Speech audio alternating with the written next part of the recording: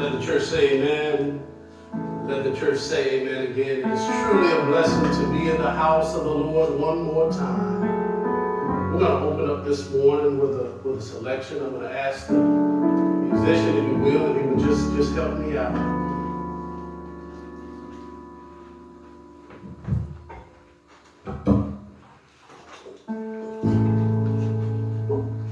If I couldn't say one word, I'll just wave my hand.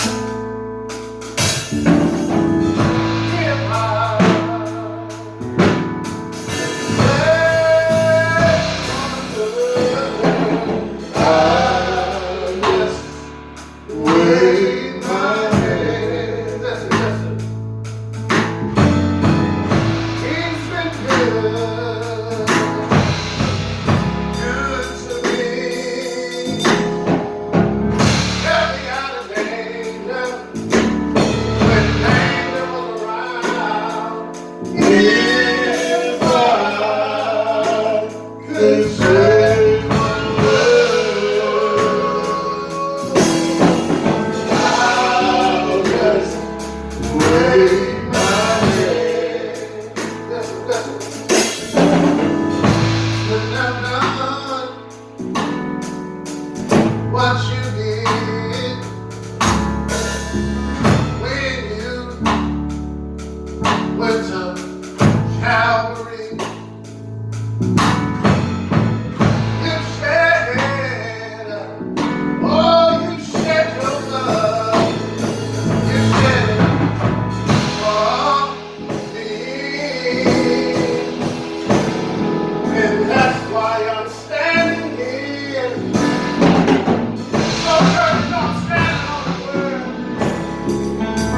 And I know His word will never stand. If I say one word, I'll just wave my hand. I'll just wave my hand. Oh, I'll just wave my hand. I just want to thank you, Lord. I'll just wave my hand. If I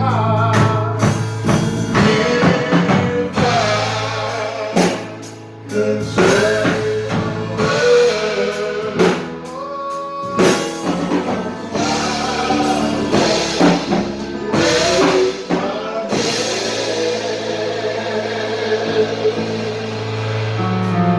Heavenly Father, we come saying thank you. Thank you, Lord, for your grace and mercy. Thank you, Lord, because you've been good, Lord. In spite of my imperfections, you've still been good. You kept me, Lord, from a long way, brought me from a mighty long way. And I just want to thank you. You've been good to me, Jesus. Now, Lord, I ask for a special prayer. All those that may be suffering with whatever illness it may be, whether it be coronavirus, whether it be cancer, or whatever it is, Lord, we ask that you would just touch their bodies right now and heal. Touch them, Lord, and heal, Lord, like you did the woman with the issue of blood. Touch them, Lord, like you healed the paralytic man carried around. Right now, Lord, in the name of Jesus. Now, Lord, I need you right now, Lord. Because I realize that I can do nothing without you. I realize that all my help comes from the Lord. So, Father God, I pray that you give me grace and power. I pray that you would just give me your word so someone may have life to be saved. But most of all, Lord, I ask that you would move Davis so that I can move your will and not mine. And now, Lord, may the words of my mouth and the meditation of my heart be acceptable in thy sight. Oh, Lord, my strength and my redeemer, all of God's children said, amen.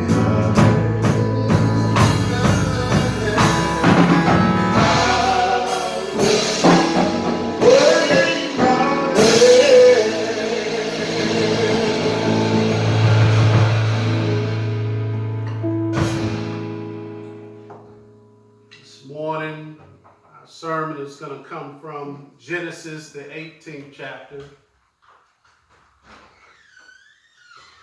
Genesis, the 18th chapter, beginning at verse 10 through 15. And I'm going to be reading from the NIV version, so my version may read a little bit different than yours. Let me recognize these wonderful musicians this morning. Let me thank them for being in the house and providing some spiritual music. Amen. Genesis 18, beginning at the 10th verse, and it reads, "Then one of them said, I will surely return to you about this time next year, and Sarah, your wife, will have a son." My Lord. Now Sarah was listening at the entrance to the tent, which was behind him. And Abraham and Sarah were already very old, and Sarah was past the age of childbearing. So Sarah laughed to herself as she thought, "After I am worn out and my Lord is old, will I now have this pleasure?" My Lord. Then the Lord said to Abraham, "Why did Sarah laugh and say, will I really have a child now that I am old?" And verse 14 says, "Is there anything too hard for the Lord? I will return to you at the appointed time next year, and Sarah will have a son." May there be a blessing to the hearers and doers of God's holy word. This morning, my brothers and sisters, I want to talk about, is there anything too hard for God? That is the question today. Is there anything too hard for God? Now, this morning, although our subject is coming from the 18th chapter of Genesis, I need to draw your attention back to Genesis 12, y'all. Here, God makes a covenant with Abraham, which contains three main parts. Then his name was Abram in chapter 12. Abram was a man living in ancient Macedonia. And one day God called to Abram and gave him a command that was also a promise. God told him, "Go from your country and your kindred and your father's house to the land I will show you. And I will make you a great nation, and you will be blessed and make your name great, so that you will be a blessing." He goes on to say, "I will bless those who bless you, and him who dishonors you I will curse. And in you all families of the earth shall be blessed." This promise is what we now call the Abrahamic covenant, And this covenant has three main parts. First, there was a promise of land, my brothers and sisters. When God called Abram, he was living in Ur of the Chaldeans. And God told him to move to another land that God would show him. That land turned out to be Canaan. But it would be several more generations before Israel took full possession of that land. Secondly, there was a promise of descendants, as numerous as the sand on the seashore or the stars in the sky, who would bless the whole earth. God told Abraham that his descendants would become a great nation with mighty kings. And then third and last, that there was a promise that God would bring blessings and redemption to all people through Abraham's people. But this morning, I want to focus on that second part of the promise. As part of God's promise, he promised a son to Abraham and Sarah. And when Abraham hears this, he was in a state of disbelief because he was 100 years old. And Sarah was 90 years old. So here we fast forward to chapter 18, and we find that Sarah is in disbelief. Because she's hearing that she's going to have a child, and she's an old woman. In fact, the scripture says in that 18th chapter and the 13th verse, it says, so Sarah laughed to herself as she thought, after I am worn out and my Lord is old, will I now have this pleasure? Sarah laughed, my brothers and sisters, when she heard of the news of having a son, and as a result, she was rebuked by the Lord and found herself in an embarrassing moment. It was an embarrassing moment because she was the only one laughing. One of life's most embarrassing moments is when you're in a crowd of people and you're laughing at something and you look around and you notice that you're the only person laughing. It's times like these that you wish you could become invisible. Or have you ever thought about how embarrassing it would be if your thoughts were uncontrollably linked to your mouth? So that everything you said, everything you thought of, you would say. Maybe I could just imagine, maybe someone would say, instead of saying, I'm pleased to meet you, maybe they would say, I wish you would get out my face. Instead of saying to the preacher, great sermon, you probably would say, I'm so glad you got through with this thing. I was tired of listening to you in the first place. Talk, Davis. And so we can identify with Sarah. She laughed when God didn't think anything was funny. She tried to conceal her laughter, but God knows the very thoughts and intentions of our hearts. My brothers and sisters, you can't hide from God. And when the Lord said, why did Sarah laugh? Sarah denied it, but the Lord knew of her deception.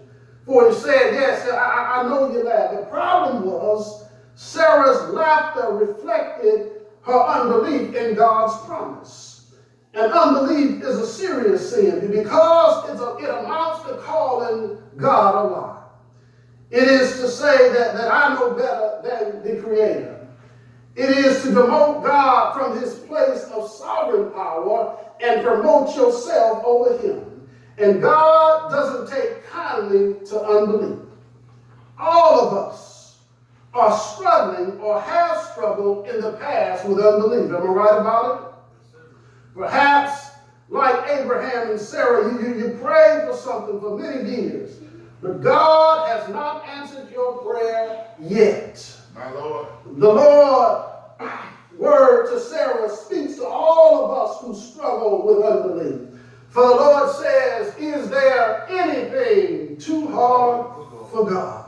Talk, Davis. All of us who are believers in Jesus Christ, we see this question as absurd and nonsense. How can anything be difficult for God who spoke the universe into existence? Come on, sir. And if nothing is too hard for God, then how can I persist in my unbelief? My Lord. God makes us confront our doubt, my brothers and sisters. This story of Abraham and Sarah, waiting all these years for the promised son, teaches us some important spiritual lessons. That God brings us to the end of our strength so that we will trust him in his ability to do the impossible. Am I right about it? By nature, my brothers and sisters, we always trust in ourselves and in God only when we have to. Am I right about it? If we trust in ourselves, then we glory in ourselves. But God's purpose is that we glorify him alone. So God graciously brings us to a place where we have no hope except in him. So that we trust in him, and as a result, God gets the glory, my brothers and sisters. Right. Again, the first step in this process is that God brings us to a place where we're at the end of our strength. And so as we look at Genesis 17, we see that Abraham had already heard the promise concerning Isaac. And so surely he must have told Sarah, but Sarah was just like us. She was struggling with doubt, my brothers and sisters. So now the Lord comes so that Sarah can hear it straight from his mouth. And let me remind you, my brothers and sisters, that the Lord begins this promise by promising something that was humanly impossible. For he says in that 10th verse, I will surely return to you at this time next year, and behold, Sarah, your wife, shall have a son. Now, we know that Sarah was listening at the tent door. We're also reminded that Abraham and Sarah were old, y'all. She was past childbearing years. It was humanly impossible for her to bear a son.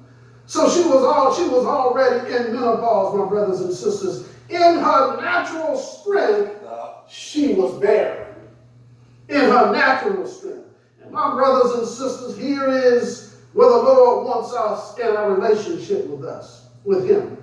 He wants us to recognize our weakness so that we will trust in his strength and not our own. Walk the text. No wonder the scripture says, I can do all things through Christ who strengthens me.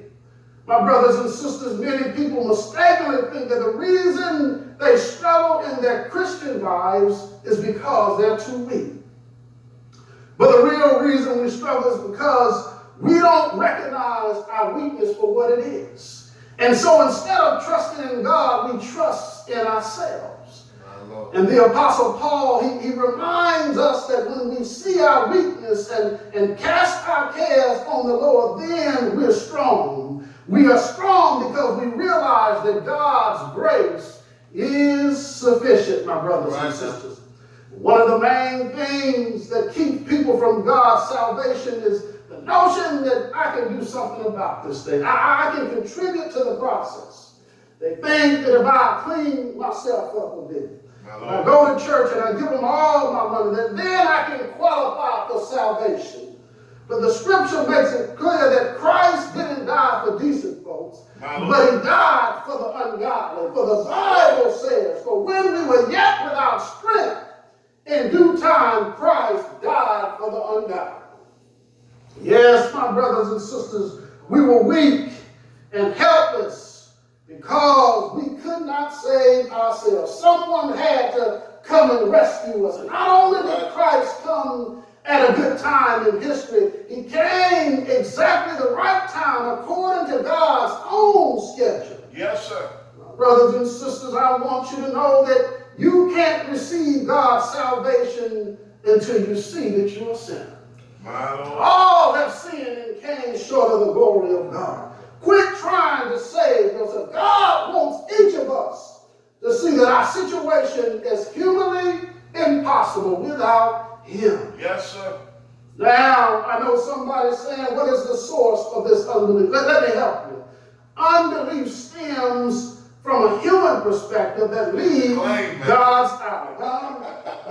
Listen, there is a difference between Abraham's laughter and Sarah's laughter. Yes, sir. As seen in the fact that the Lord did not rebuke Abraham, but he rebuked Sarah.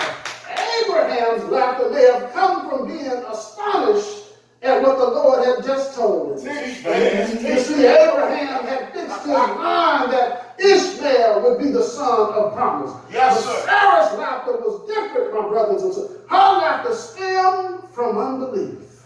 My God. Because she looked at her human condition. She looked at it from a human perspective.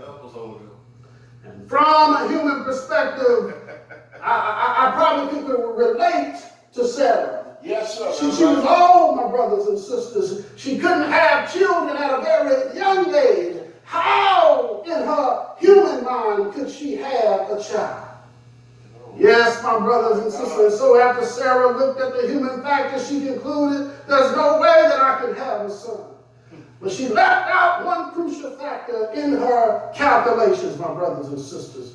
Yes, she forgot the power of God to do that which is humanly impossible. My God. We're so quick to calculate things from a human perspective on how God is going to work our situation out. Yes, sir. And because we leave God out of our calculations, we make a total mess of things. And then after we mess it up, we want God to come in and fix it, my brothers and sisters. But when we trust God to do the humanly impossible. Yes, He sir. will reward us, my brothers and sisters. Sarah was rewarded when she faced her sin of unbelief and started thinking about things from God's perspective instead of her own perspective. Sarah received the faith to conceive Isaac. Faith is a gift that God is ready to give us the moment we turn from unbelief and see him for who he is, the God who nothing is too difficult. Yes, my brothers and sisters, I'm going to close this little bitty sermon now.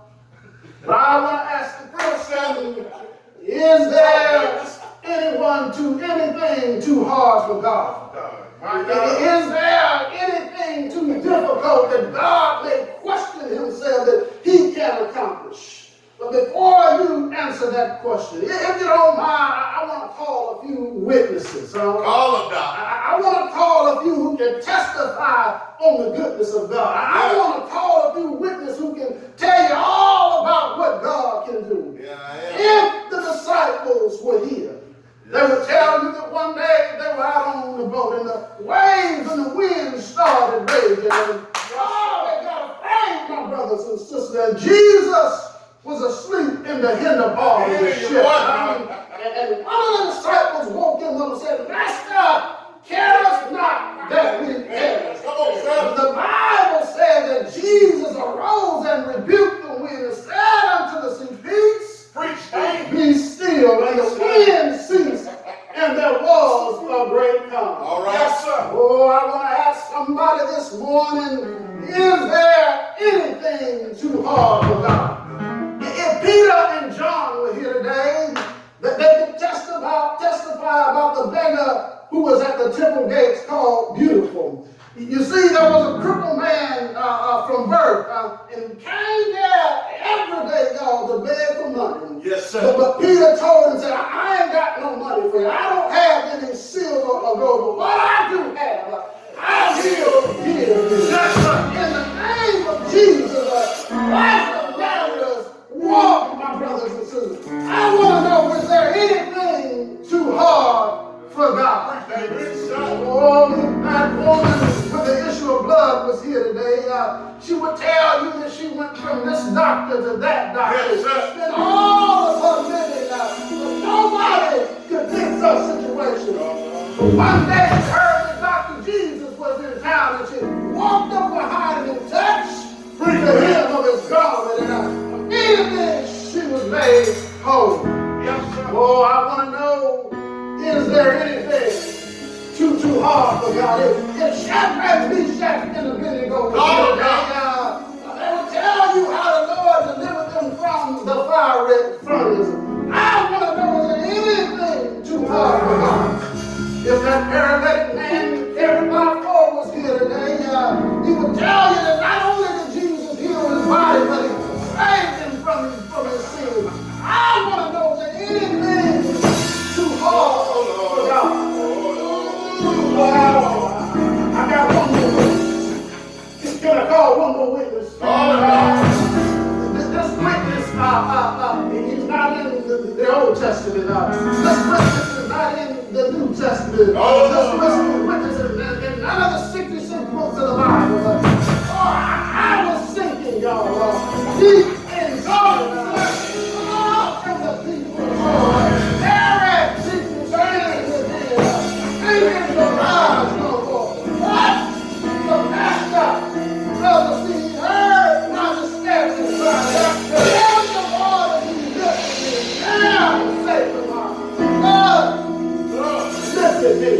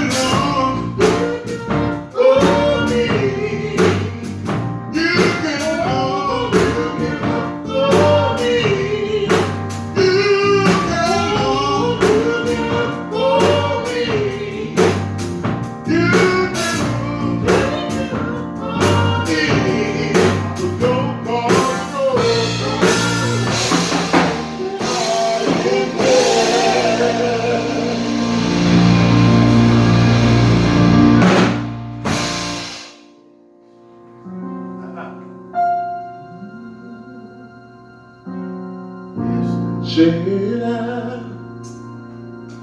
got a feeling Come on. everything's gonna be alright. Yeah,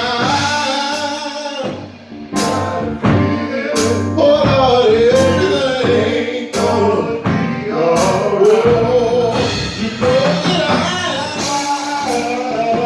got a feeling everything's gonna be alright. Will be alright. Be alright, Lord. Be alright. You know, but she told me that everything gonna be alright. I know my Lord. She told me everything's gonna be alright. I'm so glad she told me everything's gonna be alright.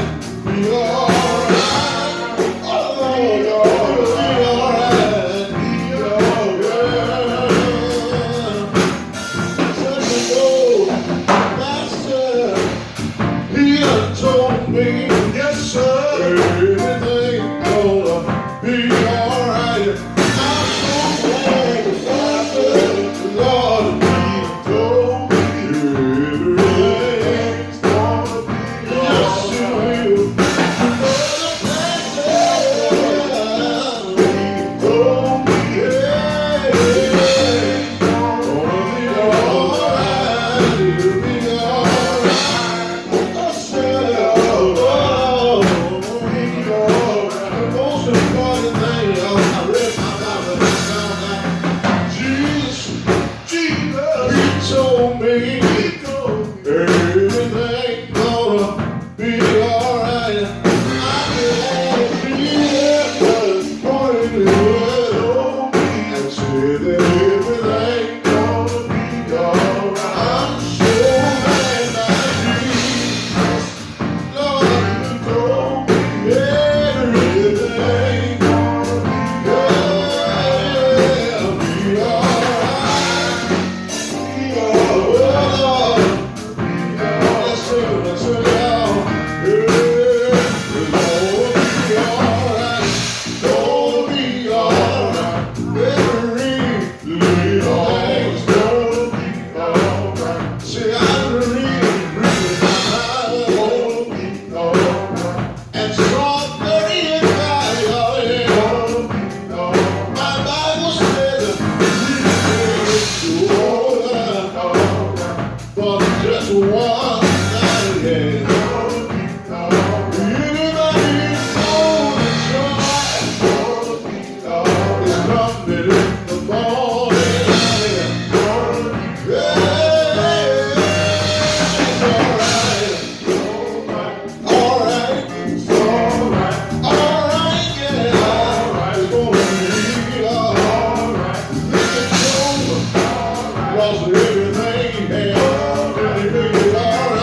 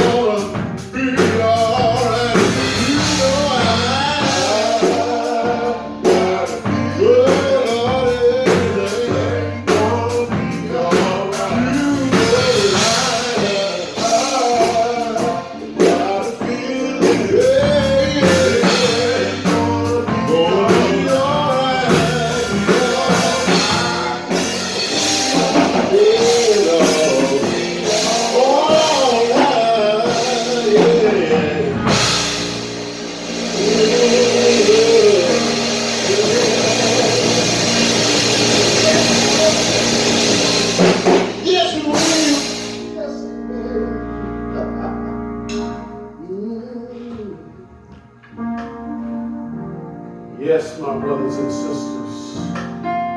What do you believe God for? I tell you, he's in the blessing business if you would just trust him. Whatever situation you have, turn it over to the Lord. I tried it for myself, my brothers and sisters. Yes, sir. And if he can fix Davis, if he can bless Davis, surely he can do it for you. I thank you, all those that are here today. I thank those that are tuning in. I hope something was said that will help you along this Christian journey. Let's pray. Precious Father, we come and we thank you for this opportunity to preach your word and to give worship.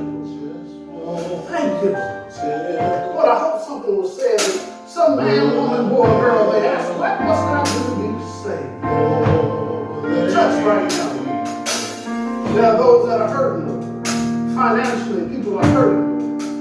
Spiritually, they're hurting. Physically, they're hurting. Right now, Lord, touch them. So the blessing they stand in. Lord, I pray for all the churches, all across the United States. Strengthen their leaders so they can stand up and proclaim your gospel. Oh God, this is my prayer. Lord, when I pray for your last song, my last song. Lord, I pray for kingdom home somewhere in your kingdom. This is my prayer. And all of God's children say, amen. I worship and adore. I just want to let them know. Lord, I love you. Lord, I love you. Oh, that I love you, Jesus. Said I worship, I worship and adore. I wanna tell you, Lord, I love you. Lord, I love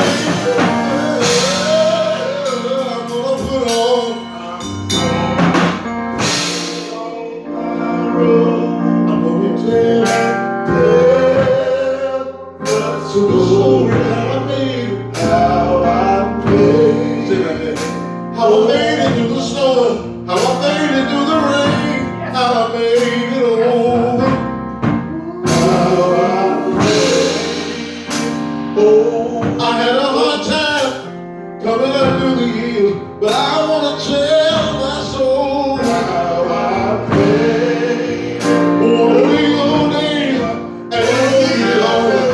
I'm gonna put on my long white robe. I'm gonna tell the story.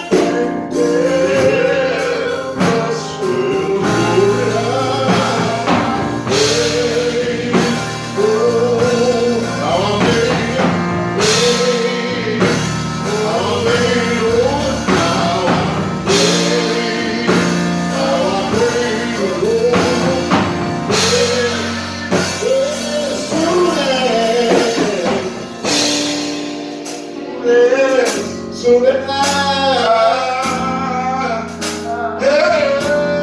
I get home.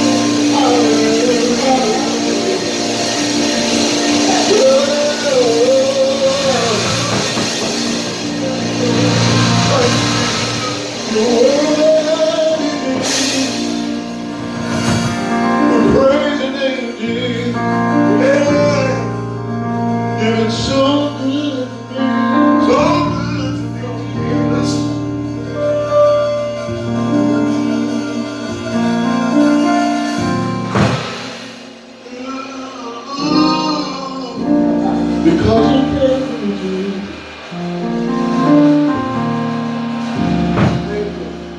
Thank you, you Lord. love me just as much. To be hungry and die, you were thinking just of me. Thinking this of me. You took death in your hand. Yes, you You did. did it just for me. Yes, you did. So oh, what a love. Oh, love.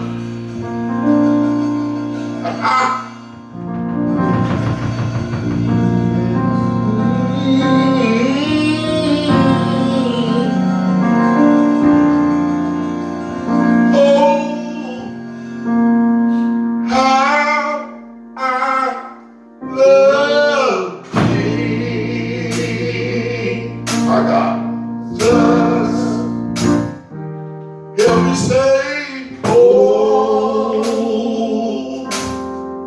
how I love Jesus.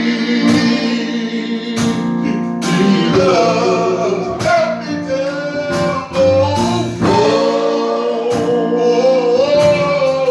how I love Jesus.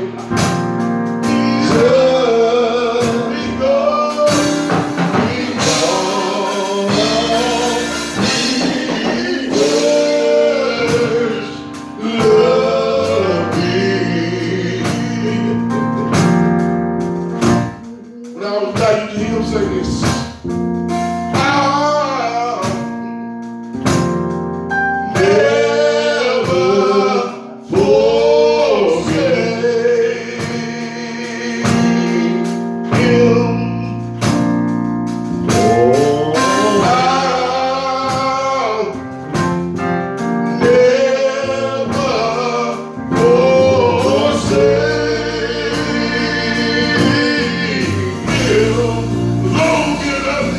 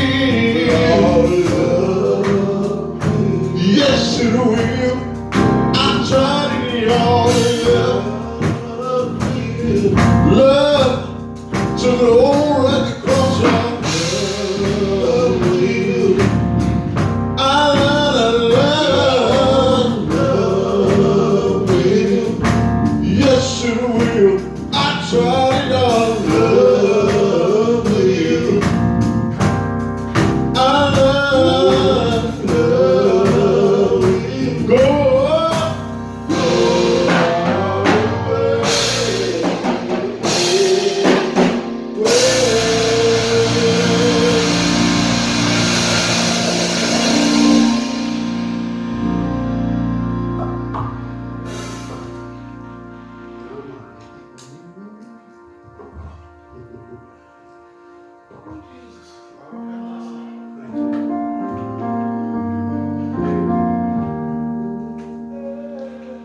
you.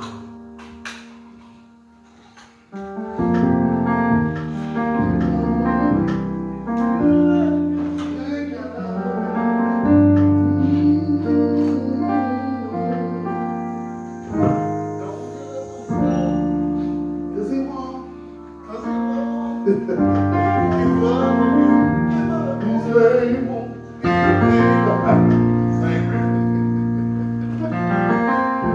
God is able to do